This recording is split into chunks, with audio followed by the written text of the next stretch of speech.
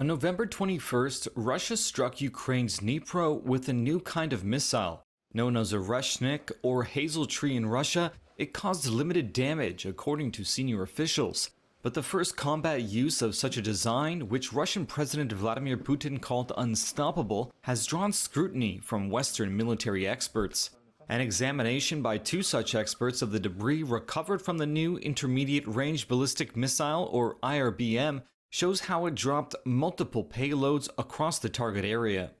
Jeffrey Lewis is the director of the East Asia Non-Proliferation Program at the James Martin Center for Non-Proliferation Studies at the Middlebury Institute of International Studies in California. And so the ballistic missile launches and takes everything up into space, and the first stage falls away, and then the second rocket motor falls away, and then you just have the bus kind of drifting in space. Lewis said the largest pieces of debris were part of its warhead bus. The other large section of wreckage contained guidance, fuel tanks, and other electronics, he said.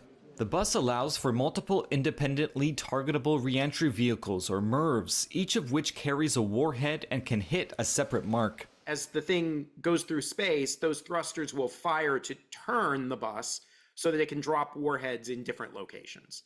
And that's basically what we saw is the bus carried probably 6 warheads, and each of those 6 warheads carried 6 submunitions. So what you saw were 6 different sets of 6 little missiles striking the base, and they each went to slightly different places, and that's because the bus was able to maneuver and drop them in different spots. The missile was derived from the RS-26 intermediate-range ballistic missile, which is capable of carrying a nuclear warhead, according to the Center for Strategic and International Studies.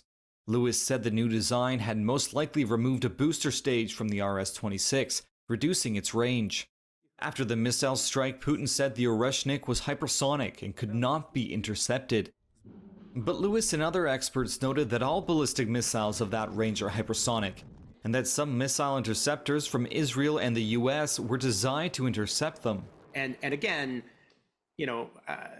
people are making a big deal about this thing going 3.5 kilometers per second, and ICBM fired to its full range, will travel at like 7 kilometers a second.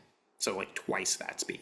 Senior Ukrainian officials told Reuters that the missile used to attack Dnipro carried no explosives and caused little damage, though Lewis said the sheer speed of re-entry was enough to cause damage. Испытания в боевых условиях ракетной системы Oreshnik. In an address after the missile's launch, Putin said it was a direct response to strikes on Russia by Ukrainian forces with US and British missiles, and warned the war could be escalating toward a global conflict.